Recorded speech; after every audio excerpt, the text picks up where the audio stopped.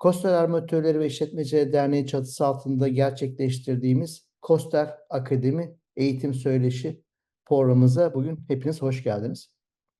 Welcome to our Koster Academy Sector Education interview, which we held under the roof of the Koster Shipowners and Operators Associations. Bugünkü konuğumuz Mr. Omar Helmi. Kendisi ACT Financial Solution BV Hollanda firmasında. Our guest today is Mr. Omar Helmi. His company is ACT Financial Solution BV. Welcome, Mr. Omar. How are you? I'm good, and teşekkürler Hüseyin Bey for this introduction and this opportunity. I will try to include a bit of Turkish, and I think everyone will just laugh. But what I would like to say is memnun oldum. Teşekkür ederiz. Thank you very much. Değerli katılımcılarımız, bugünkü konumuz EU, ETS ve allowance'lar. Tabii çok sıcak bir konu. Hepimiz şu anda birbirimize hep bu soruları soruyoruz. Ne yapacağız, ne edeceğiz? 2024'leri artık kapatmamız gerekiyor bu ayın sonuna kadar. Hepimiz merak ediyoruz bu konuyu ve biz de yine birbirlerine danıştık. Kendisinden bugün gerçekten güzel bilgiler elde edeceğiz. Bu bilgilerin içerisinde kısaca EU ETS nedir? Nasıl bir MOA hesabı açılır?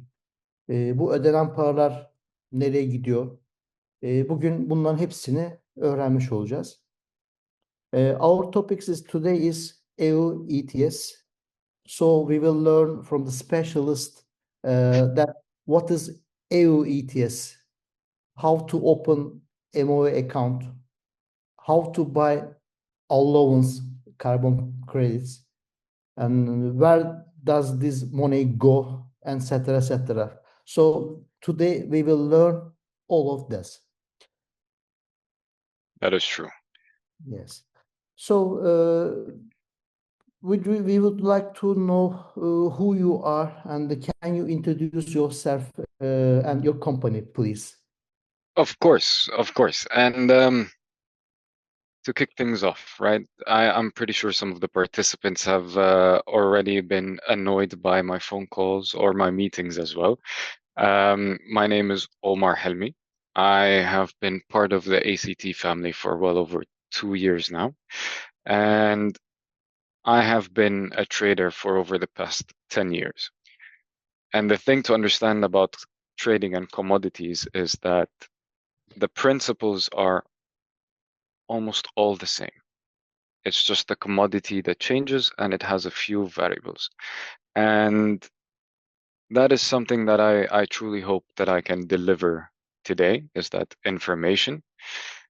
And during our presentation, I will briefly discuss, ACT and our position in the market. With your permission, I'm waiting for the go-ahead to start. All right. Yes. Thank you very much for your introduce yourself. So, are you participant prepared a very nice presentation for all of us? So we are ready to your presentations right now. Please. Thank you very much. That's perfect.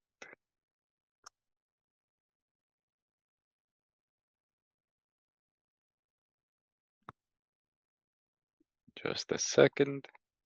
All right. Take your time. Okay.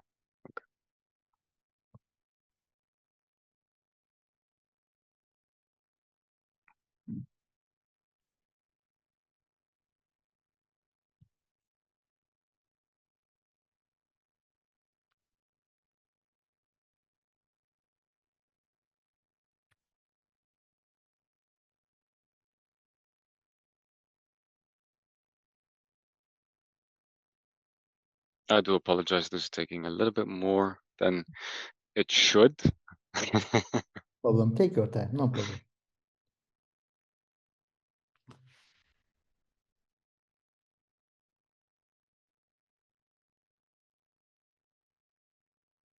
And there we go. I think now everyone can actually see what is happening. Is that correct? Yes, we can see it. Thank Perfect. Now, to kick things off,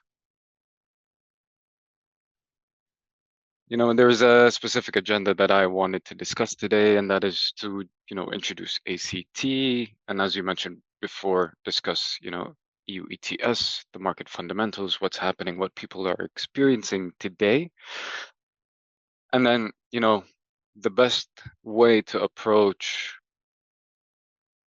the regulations that are coming up, such as Fuel EU, and how to best position yourself as a ship owner and as a charter and as a member of, the maritime family. And then lastly, we are going to, discuss the best solutions possible. To dive into things and kick things off properly, right? As ACT, we've been in the EUA market since essentially its inception. We're talking about roughly 14 or 15 years ago. And that has allowed us to position ourselves and establish ourselves as market leaders in the industry. And, the story of ACT is actually quite a beautiful one that started with two very ambitious young men, and they grew into a family of almost 600 members. Over the space of, the 10, 15 years, we've been able to branch out from our headquarters in Amsterdam and open offices across the world, right? We have presence in the US, in New York and Miami, in Asia, in Singapore, and in Shanghai, in Europe. We're in Amsterdam, Spain, Madrid, and we also have the London office. I cannot forget the London office. And, we've also recently opened an office in Japan. That expansion has truly allowed us to connect people, connect sustainability solutions. And for the time being, we service well over 5,000 counterparties, which is quite an achievement. And it truly shows and reflects, our efforts in the market. And to dive, a lot deeper into financial solutions, we are the regulated side of ACT. What that means is that we are MiFID II licensed. What I've been, witnessing lately is that a lot of participants are popping up and there isn't the right amount of due diligence being done by ship owners. What this means with our, licensing is that there is a certain standard of good practice that we owe to our clients and counterparties. It ensures transparency. Moving on to market fundamentals. Now we actually get into the juicy stuff, right? So when it comes to EU ETS, there's the primary market auctions, and then there's the secondary market auctions. Oh, I apologize. Secondary market. With the primary auctions, that is, the daily sales set by the member states that actually supplement and supply the market with liquidity. That is where the allowances are generated from. And the interesting part here is that allowances do not have an expiry period. Therefore, it's very good to have the good understanding that supply of allowances will always be there. Now, this is a very important point for us because when we start talking about Fuel EU, there is going to be a distinction made here. And then a very important part where I saw the ship owners being confused is the free allocations. Now, free allocations are not given to the maritime sector. They are given to heavy industries to avoid carbon leakage. And then the solution for carbon leakage is CBAM. But to avoid any confusion, that is another talk for another day. The important thing to note is that free allowances are decreasing every year until 2035, whereby they will be eliminated. This means that there will be more active participation in the market gradually. And then we have the secondary market. The secondary market is where most of the trading takes place. This is where if you call an EUA, if you call a trader or a broker and you tell them I need a price, 99% of the time, this is where the trade is executed. And that is typically done on EEX or the ICE exchange. And it functions exactly like a typical stock market, which is the most common example that people know. The market moves every few seconds. It's the bids, it's the asks. And, opa.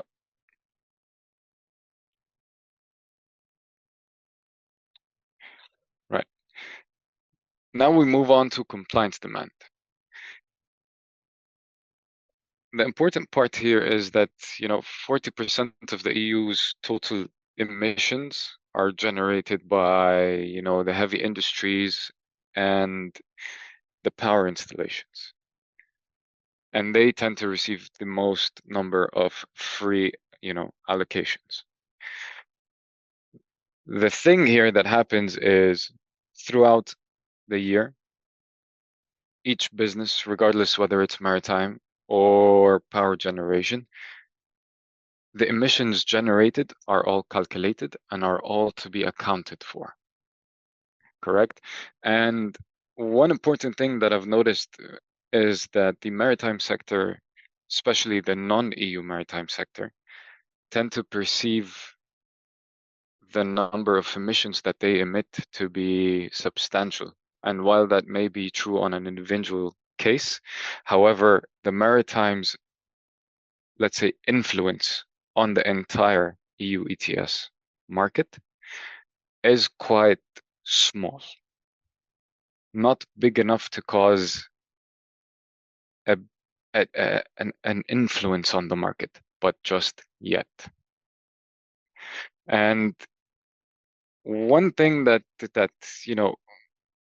we've seen is that the knowledge behind what drives markets, especially the EU ETS market, is not adopted. That means ship owners have recently learned that there's a new regulation and they just need to comply.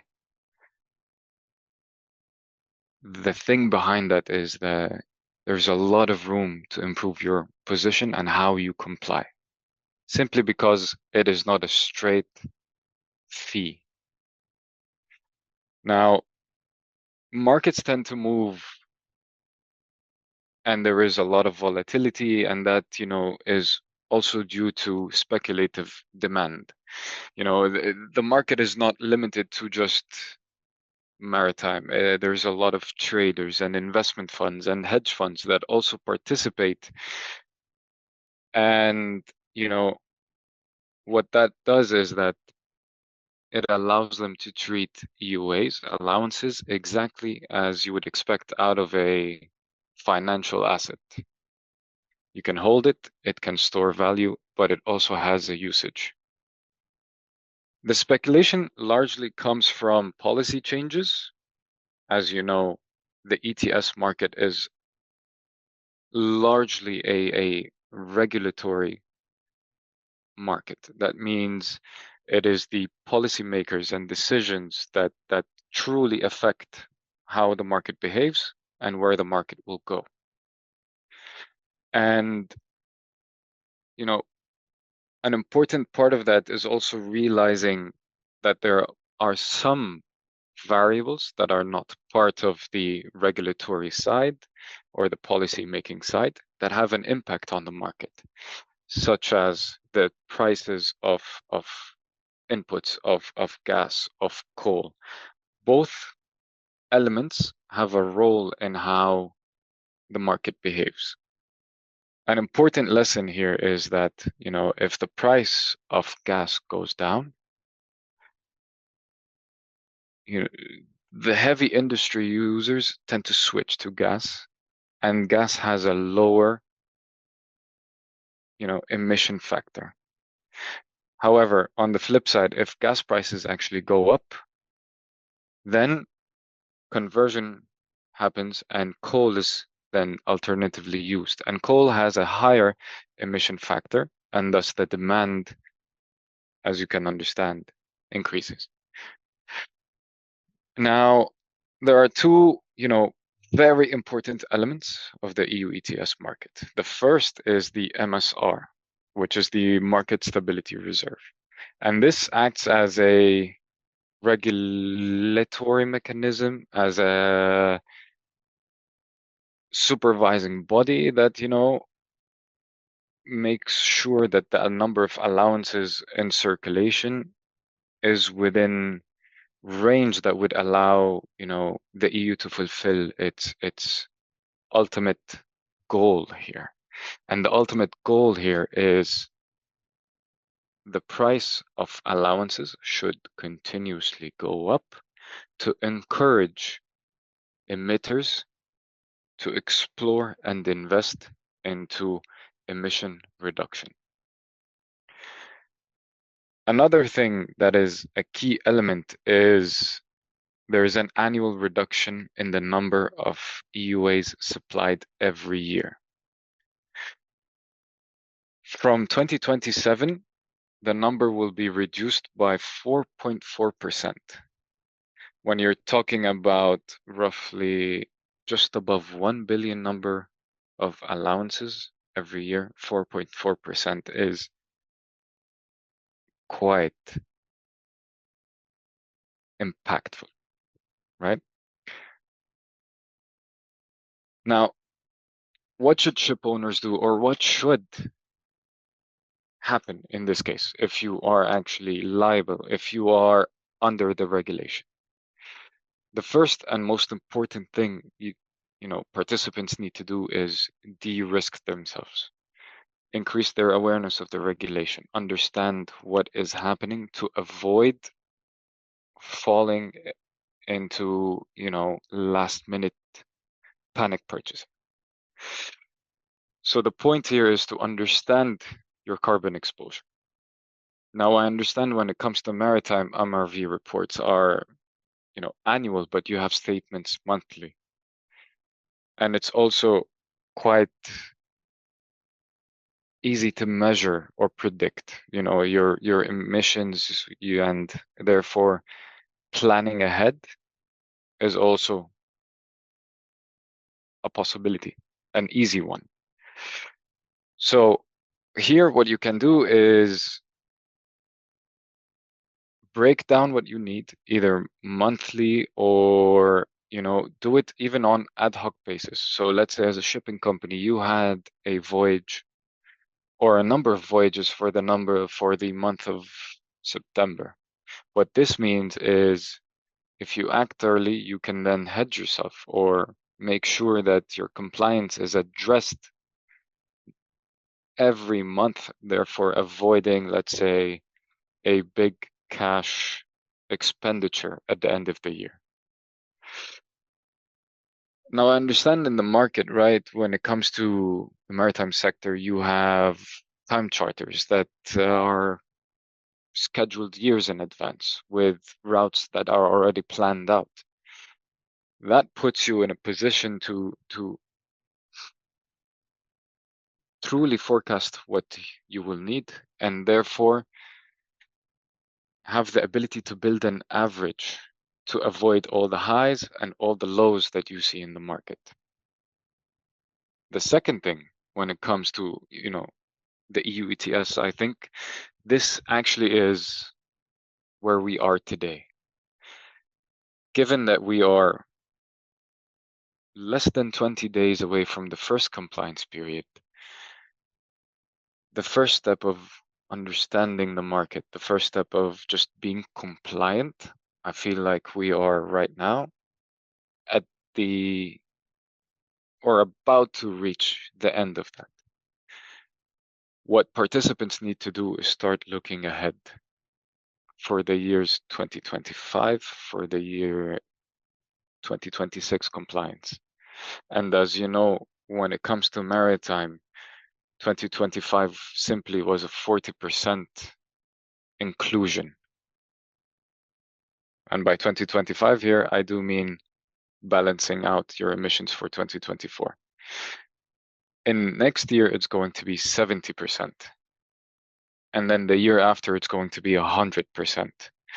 What this means is the phase in is giving you the space to actually start hedging. What hedging means in this case is making sure that you take the right decisions and position yourself in the best way possible to avoid any unnecessary risk. And in this case, you know, what we are here to also discuss is your options when it comes to hedging. So here, you know, we can talk about the use of derivatives. We can talk about the use of options. We can you talk about the, you know, forwards, or even, you know, a weighted average procurement. Let's say, you know for a fact that this year you will be liable for 10,000 tons, 20,000 tons. What then can be done is you can space that out over 12 months and therefore try to nullify all of the moments that you can fall under that are just not the right moments to purchase. And, you know, there is the longer term vision here behind it, and that is just for long-term procurement, and that falls under the use of different fuels. As we know, each fuel has its own emission factor and under the different regulations viewed differently. That means biofuels, that means bio-LNG, and other fuels. Here we have a chart in front of us that is, I think, in my opinion, very interesting, and it tells a big story about what we can expect. As you can see, from the year 2020, when the price of an allowance was just 20 euros, life was very different, I must admit. And these are the kind of prices where I in talking to a lot of ship owners, they would like to see. But how the things are at the moment, how the regulatory body is, and how the elements behind the ETS market, that is far gone. Now, as you can see in the chart, you can see that clearly in the year 2022, there was a huge dip, a sell-off, if you call it. That was, as you can tell, a major impact from the developments that occurred between Russia and Ukraine. And in the panic of everything, as typical as every other market reacts, you can, in this case, then see, a sharp fall. Otherwise, what you see is just factors that are driven by daily or even weekly or even monthly developments. But an important part that I do want to highlight is this market is fundamentally driven by policies. And an important policy to keep in mind that was also a countermeasure for the developments in Ukraine and Russia is Repower EU. What happened is that the EU have decided that they will front load some allowances to ease off the dependence on fossil fuels out of Russia. What this means is that 267 million allowances that were supposed to be sold throughout 2027 up to 2030 have been taken and supplied to the market since 2024 and it will continue to run up until 2026. When you choose to supply that big of a number, what then happens is the market is saturated. There is a lot of supply in the market, and that has muted the activity. As you can tell, the market has been having trouble going back to the levels it was at before that major development. The important thing here to keep in mind is once 2026 ends, once this front loading ends, the market will see almost a difference of north of 200, 300 million number of allowances supplied just taken away. What this means, as you can see in the corner of the chart here, is the price forecasts. Now, these forecasts are actually the averages of what analysts think. And the clear trend behind all of this is the price of an allowance is expected to go up. Therefore, if you have the ability to actually plan ahead now, if you have the ability and the financial and the cash management to take on this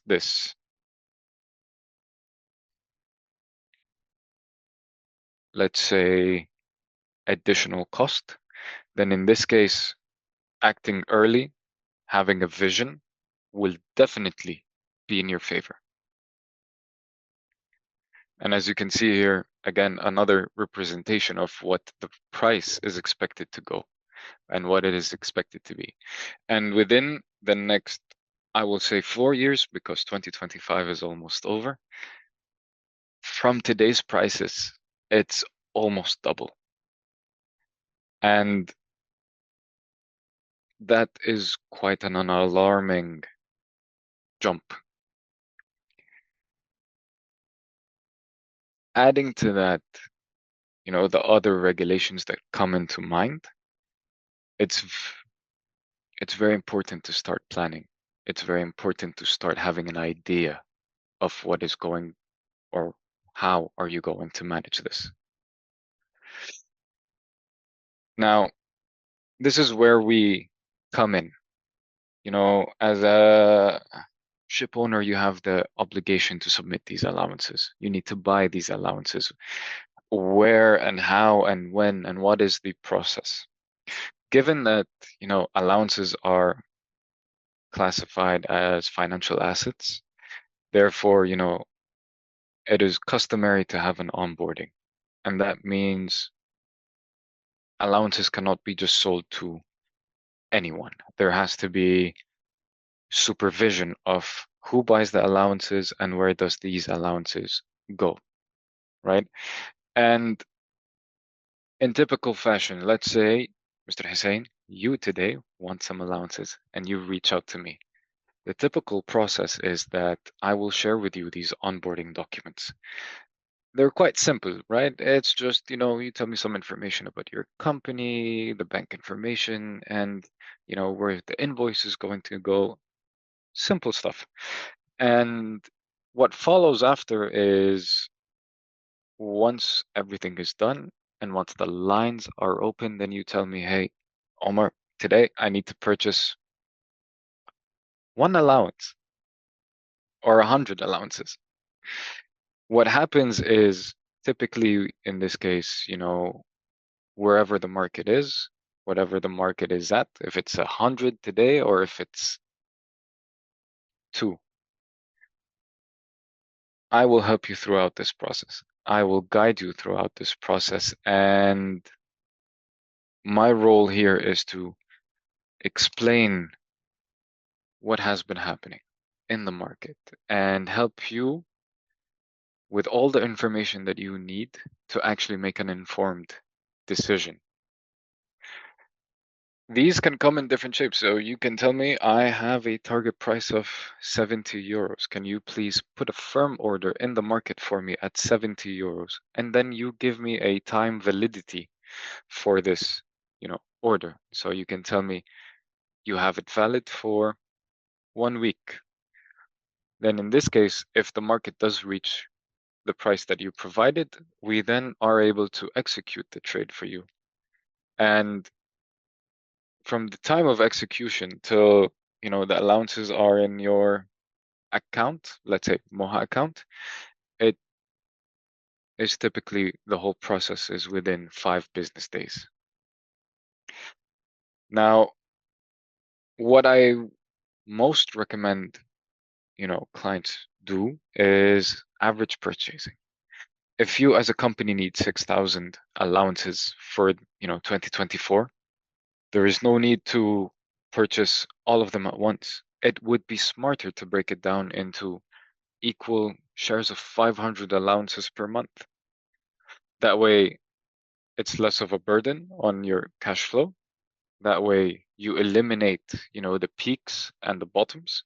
Well, everyone loves the bottoms. However, it allows you to build an average. And given that the maritime sector are all newly introduced into the EU ETS,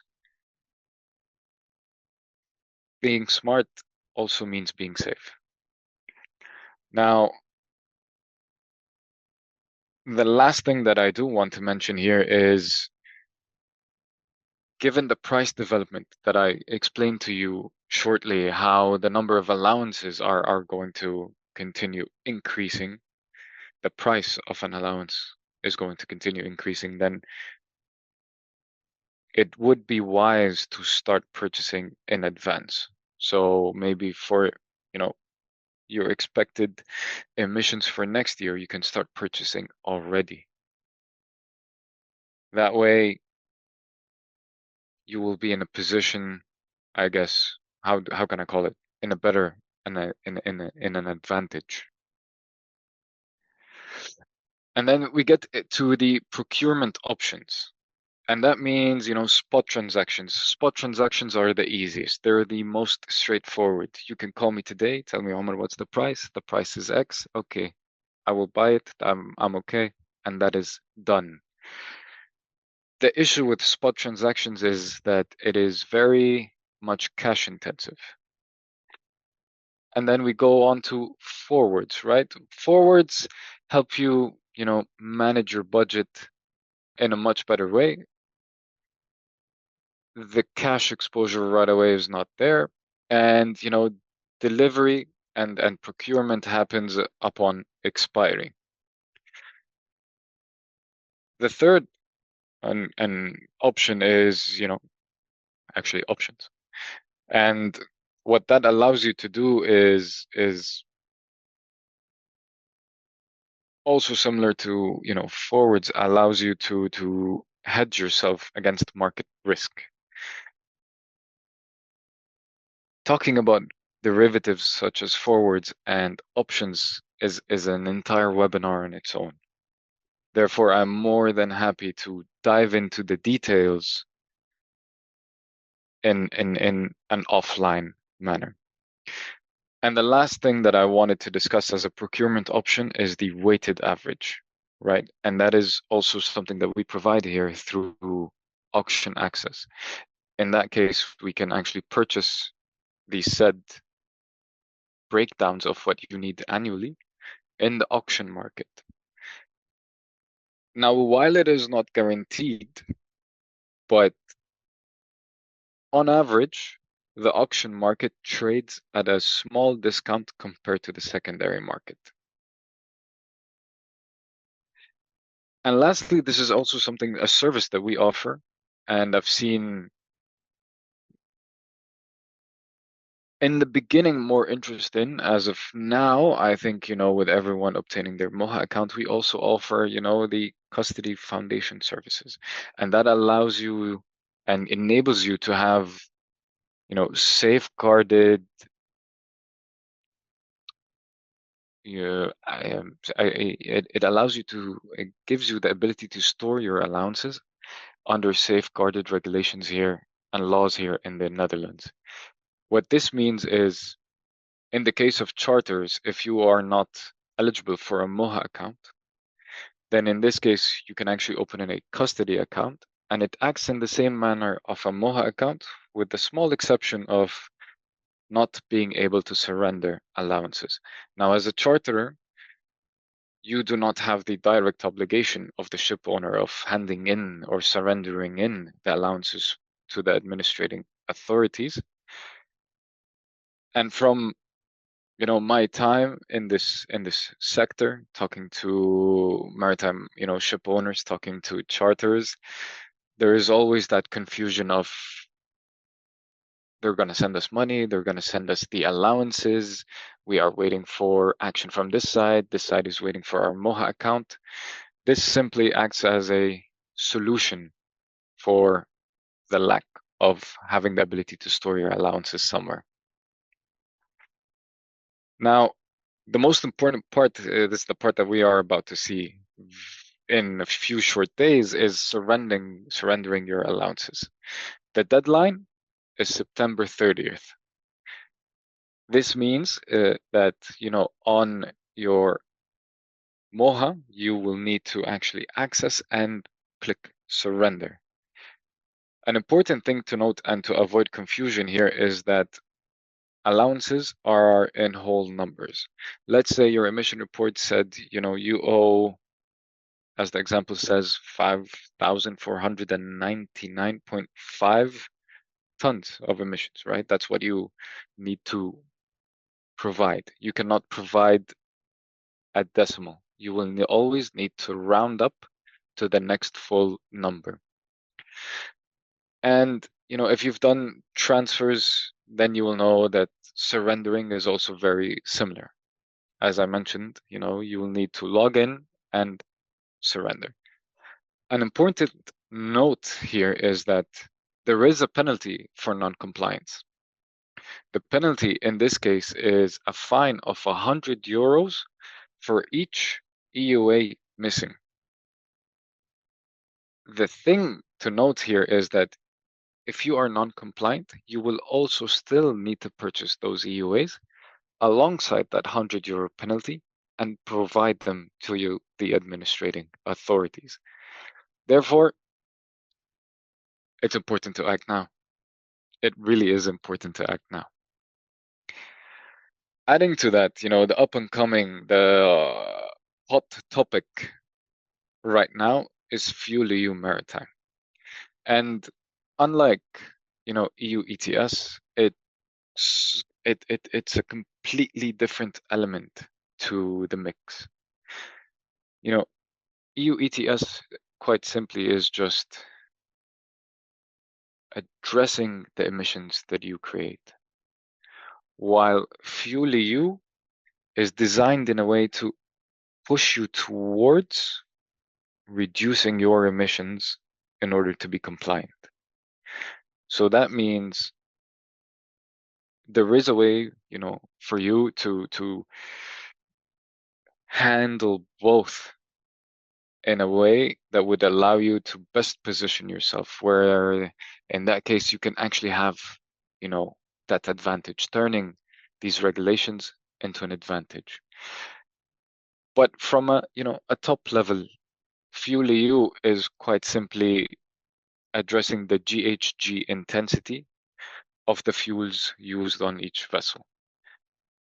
And it is measured from a, well to wake, right? And from a well, that means from the point of which the fossil fuel is actually extracted from the ground to the moment it is being utilized on each vessel. The way it is measured is that there's a baseline, based on 2020, and that is 91.16 grams of CO2 per megajoule. To avoid getting into all the technical details, this just means that the fuel mix used on each vessel, in order to be compliant, has to be less than that number. And every 5 years, you tend to see the jump or the decrease of every the decrease from the baseline, increase. So in 2025, it quite simply is a 2%, target reduction. And then, as you can see, it increases at a non-linear rate. So for 2030, it's 6%. For 2035, it's 14.5%. And the goal here is to drive a shift towards biofuels, towards renewable energy. And an important essential note to understand is that the monitoring for FuelEU has already started on the 1st of January 2025. And there is a hefty penalty of 650 euros per ton of CO2 equivalent. What this means is that you have three ways of, compliance with FuelEU. There is pooling, there is banking, and there is borrowing. The most simplest way is, what banking is that you have been able to utilize biofuels or low emission fuels, and therefore you are compliant, and that difference you are able to keep and utilize for future years. So that means you can use biofuels for this year. You have a surplus, and then you continue to hold on to that surplus, and the following year you revert back to HFO, for example, or MGO. That additional surplus you can carry over and ensure you are still compliant. If you are not compliant, there is a mechanism that allows you to mitigate what is happening, and that is called borrowing. Borrowing has its own rules, regulations, and stipulations. But what essentially means is if you are in deficit, you can shift that deficit that you owe to the following year. And then that following year, you must account and comply for both years. Now, an important thing to realize here is whatever you shift forward, there will be a 10% penalty attributed. If you are non-compliant and your deficit is 500 tons, the carryover in this case is going to be 550 tons. And an important note is there's also a limit when it comes to borrowing, and that is up to 2% of the GHG intensity multiplied by the consumption. The third and quite honestly the best way to comply with FuelEU and not utilize, biofuels or bio-LNG is pooling. And what pooling is that, it allows maritime participants who have been using these low emitting, fuels to actually benefit from this and also help deficit participants comply. This means if instead of, banking your surplus, you can then sell it off to a company that is in deficit, thereby joining a pool and making sure everyone is compliant. A pool can have multiple companies in it. However, each vessel can only be part of one pool. An important part of this is each pool must be, established with one single verifier. And of course, within a pool, you can actually purchase in surplus and then bank that for yourself over the coming years. Here is an example of, a vessel utilizing 500 metric tons of MGO. When you start assessing the emission factor behind using MGO, then your actual GHG in this case is 90.76 grams of CO2 per megajoule. Past the calculations, what that means is that you are in deficit, in this case, of 30 tons, and the penalty behind that is 19,000 euros, approximately. The reason I have this example, I wanted to show this example, is I wanted for you to actually see the big jump every 5 years. So remember, in 2025, it was a 2% reduction on 2020 baseline. In 2030, it's a 6% reduction. And as you can see, the number behind the penalty is more than multiplying. Therefore, it is essential under Fuel EU to have a long-term vision. Essential. And here comes our offering when it also comes to Fuel EU, is that as ACT, we are positioning ourselves as, as pool managers. What this allows us to do is utilize our network of surplus providers and deficit buyers. It's also important to note that we also have the ability to provide and play a role in the bio-LNG market, and that allows us to also have a good vision a good network, a good connection with who are actually using it, and therefore be able to provide actual surplus. What I've been seeing lately in the market is that people are selling surplus that they have not yet to generate. And that is an important note to keep an eye out. And our value proposition when it comes to pooling is, with ACT, your compliance is simplified. That means you directly deal with ACT, and we in turn do the matching and handle the administrative burden behind pooling. We also assume the counterparty risk.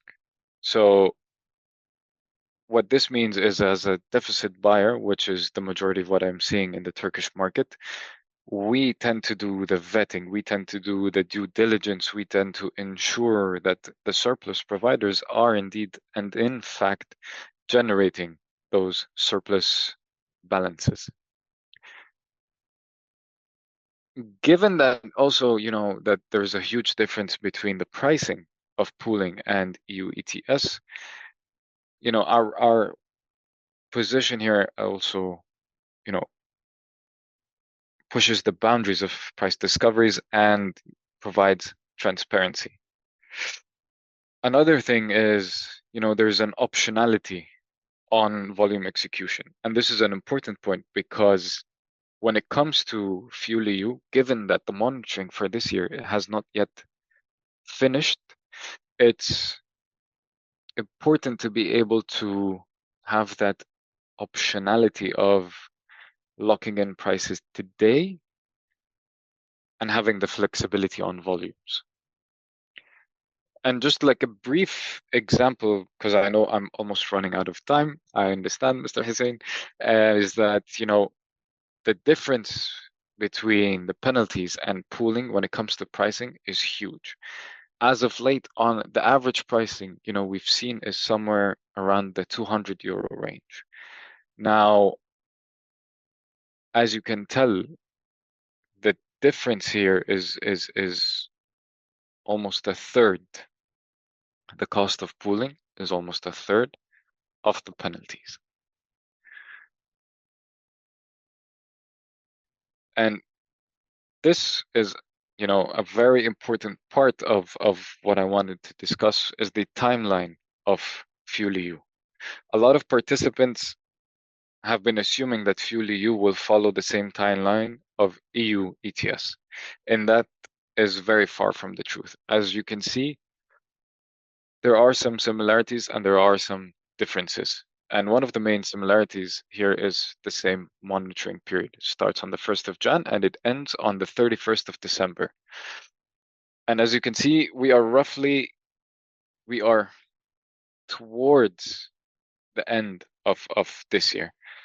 What will happen is by the end of Jan, each maritime company must prepare and submit the emission reports to the verifiers and have them verified and have that sent to the EU ETS database by the end of March 2026. That will allow you a month. So by the end of April, you will need to finalize your position when it comes to fuel EU, whether you have a deficit or if you have a surplus, if you're going to be banking, borrowing, or utilizing the pooling mechanism. And in the case of non-compliance by the end of April, the penalties are to be paid by the end of June.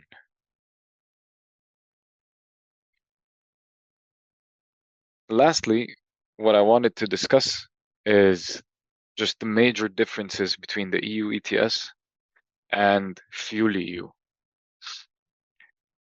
When it comes to EU ETS, the financial exposure is a direct cost. 1 ton of emission is equal to 1 EUA. When it comes to fuel EU, it is a lot more complicated and it depends on the fuel mix and the GHG intensity. When it comes to EU ETS, the price drivers are regulatory decisions for the most part. When it comes to fuel EU, price drivers are strictly going to be market conditions, supply and demand. When it comes to the flexibility aspect of both regulations, there is quite a difference here. When it comes to EU ETS, you can reduce your compliance costs by trading, by investing in efficiency, or even offsetting. When it comes to fuel EU, efficiency measures alone won't guarantee compliance. And, one of the things that I really urge everyone to fully understand when it comes to the difference is where's the supply generated? When it comes to EU ETS, as I mentioned, member state auctions. When it comes to fuel EU, that means company A must decide to utilize biofuels or bio-LNG to create that supply. Therefore, it is limited. And when it comes to the pricing of pooling, we truly do believe that once the monitoring ends for the year 2025, once you can no longer mitigate or ensure your compliance by using biofuels, the price of pooling will most certainly increase. And the big question that I often get is, where does pooling happen? Where is fuel EU? Do we still also need our MOHA for it? They are both separate. When it comes to EU ETS, you have your MOHA account with the administrating authority. Fuel EU, it's on TETIS. And the payment terms are also quite different. And everything, when it comes to, I do understand that payment terms are always very case specific. But a big factor that we see is that fuel EU costs are, for the time being, are split, given that, the database and the pooling will actually take place in April and not today. Mr. Hussein, I understand that, I overshot and stretched the time limit a little bit. I hope you do forgive me. And, we are ready to move to the Q&As. Yes, yes, please continue. Please continue because this is really important things and everybody should well understood. So please continue. I'm I'm quite satisfied. I would, I would hate to also put in a lot of information out there at the moment and create confusion. As I mentioned, the most important thing when it comes to regulation is just the awareness and understanding. Once those are there, I truly believe naturally the next step would be, okay, how can we handle this the best way possible for us? And, you know, that is a very bespoke conversation. That is a very case by case conversation, which I'm more than happy to have with all the participants. And for that, and in this case, I would, like to encourage the participants to share any questions if they have. Yes. Uh, as I see that there is no question here, and I think I should have a few questions to you. Mm, So let's to start by questions first. Then we have to wait if there is any other participant questions to you. The sure. first one is how can the ISM manager be responsible for the fuel EU maritime penalty if the commercial operation of the ship and fuels used on board is mainly decided by the owner of the charters? Ah, that is actually quite a good question.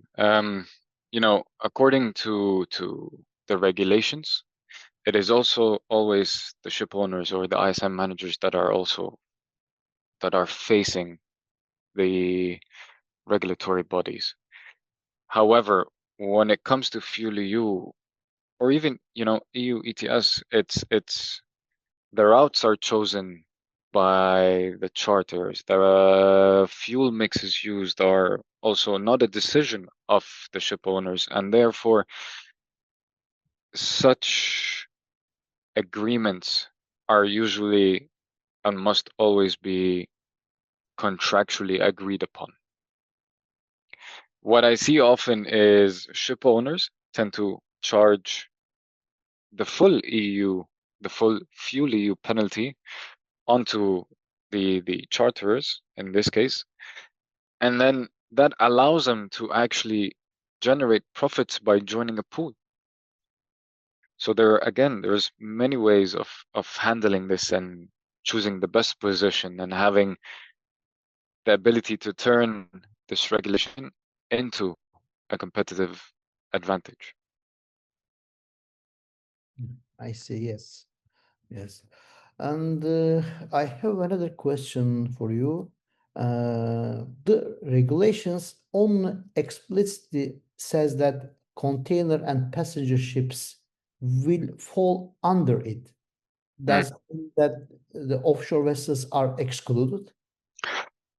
Um, so for the time being, that is not fully clarified as of yet, but from my understanding, if I do remember correctly, is these regulations are going to be reviewed again, I believe, in the end of 2026. So, there are two important dates coming up. First is next month, October, when it comes to the IMO GFI. And then when it comes to, offshore vessels, I believe next year we will have a more clear understanding of what will happen. I see. All right. I have another question for you about Okay. this. Who will the fuel EU penalty to be paid to? So in this case, it's going to be paid through TATIS, and then these money that will head to the administrating authority. I see. Thank you very much. And I have also another questions. What challenge you have seen when it comes to EU ETS and the Turkish market? That's a good question. That's a very good question. I think, when it comes to the Turkish market, from my experience, is there was initially a refusal of accepting the regulations or digesting the reality of it. And what I've seen over the past 2 years is participants have been delaying taking action. You'd be surprised, Mr. Hussein, the number of participants who just this month started reaching out to see how can they actually address their compliance needs. While this is something that has been years in the making. So the biggest challenge I see is last minute action, and to take this opportunity, actually adopting the same approach in Fuel EU will have, I would hate to say catastrophic, but will not be good at all. Güzel değil. Thank you. There is one question from the participant, Yep. and I would like to read his questions. Uh, in the context of the Fuel EU maritime pooling agreements, Yes. how will compliance obligations be assessed if one pool exceeds the annual Mm, energy intensity targets while another remaining below them, especially if the same vessels participates in different pool or switch pool during the year? Which party will bear the responsibility for compliance mm. and potential penalties? Okay, so just to clarify something, and I will try to answer that question. And if something falls off, please do remind me because it was a long question. First and foremost, each vessel can only join one pool. So what this means is that between March, the end of March, and the end of April, the pool that you decide to join is the pool that you are going to be analyzed upon or measured upon. This means you must ensure that the pool that you join is compliant. If there is over compliance, in this case, let's say vessel A has a surplus of 500 tons, joins a pool with a vessel, that has a deficit of 300, and contractually they have agreed to exchange or transfer just the 300, then vessel A will continue to actually hold on to that surplus and be able to bank it. If the full amount was transferred, then vessel B has the ability to bank that full, surplus. And I think there was the first part of the question that I would like you to repeat, please. I see. I see. Thank you very much. Uh, I have a question for Mm. you again. How can these challenges be avoided with ETS and fuel oil? Okay, so it's only a challenge, I believe, when it's approached as a bad thing, right? So what in this case you can do is making informed decisions early on, talking to specialists, having the internal discussions, and having a clear map on how to handle what is happening will already, I guarantee, put you in a better position compared to, the others in the industry. That is the easiest way that you can approach this. If you want to actually look into it, in a deeper sense, then in this case, we can then discuss the implications of biofuels. We can discuss the implications of bio-LNG. We can discuss how, using alternative low emitting fuels would allow you to not only first decrease your EUA exposure, but it would also be able to position you as a surplus provider and therefore be able to sell this surplus and generate additional revenue. What I'm trying to say is it's only a challenge if it is left unaddressed. It's Oh, always important to face the regulations and have a plan. thank you. I have another question for you.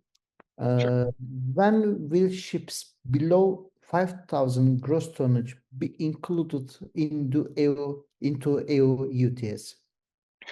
That is still not guaranteed or given a specific date just yet. However, this is actually some information that we should, again, similar to 2026, have more clarity around. I see. There is another question from the participant. I think this is the additional question for first one. Mm. Says, if a vessel leaves a pool or joins another one, Yes. how does the ACT handle these changes? How is Mm. responsibility allocated for the relevant period? Okay, so it's also important to know why a vessel would leave a pool to join another one. If by joining, ACT's services when it comes to pooling, and let's say in this case, the vessel joining is in deficit and the surplus provider has failed to generate what they were contractually agreed to, it is our, obligation and our job to find a different pool for you that ensures your compliance. And when it comes to pooling, the creation of the pool and the invitations are administrative burdens of those that have surpluses. So if you have a deficit, when it comes to administrative work, all you need to do is simply accept the invitation that you receive on Tatus. I see. Thank you. And I have a question for you. Sure. Uh, we have not finished monitoring for the year 2025. How can we forecast and prepare for fuel ETS, fuel EU? Okay. Actually, that's in my discussions over Fuel EU, that's one of the major challenges that I see ship owners have is how can we truly have a proper forecast for something that, we're still unsure about. What I would like to say is, this year there's only one quarter left to it. When you have that much of the sample already that you can backtrace and you already know what your performance was over the past 9 months, then you can take an average to be able to forecast the rest of the year. And as I mentioned earlier, we do provide the volume flexibility and the optionality when it comes to Fuel EU. And as I mentioned, when you can no longer use biofuels to balance out your own compliance needs, that's when we actually believe the price of surplus units or compliance balance increasing. So right now, you are in a position where you're not fully sure of how much you're going to need. However, once you are actually sure of how much you're going to need, it is going to cost you so much more. That's why I do strongly encourage taking action now and making the best out of this optionality. I see. I have another question. Uh, can we buy EU allowance ourselves, or do we need always one trader company like yours? You know, the ability to purchase EUAs directly requires you to open a trading account. And in order to be able to open a trading account, you need to qualify to opening a trading account. And that also means having an European address, for example, among other things. But that is only permitted when you actually buy it for yourself and yourself alone. Trading allowances and selling it further requires you to have the appropriate licensing, and also, from a credibility standpoint, ACT, Financial Solutions, we're governed by the Dutch Central Bank. And given our presence in London as well, the FCA, these are all things that add credibility if, it is being pushed further down the line. All right, thank you. I have a last question to you. Sure. Why we should choose your company? What's the difference ACT from the others? What you can say about this? So, what we try to do is what we try to position ourselves as a one-stop shop. Everything that you need when it comes to compliance, we are able to provide. And, there's 100 traders out there. As ACT, we have all the tools. And I would like to say personally that it's the relationships that we grow together. It's that, breaking that barrier between, service provider and client. It's what I hear from, my friends, actually.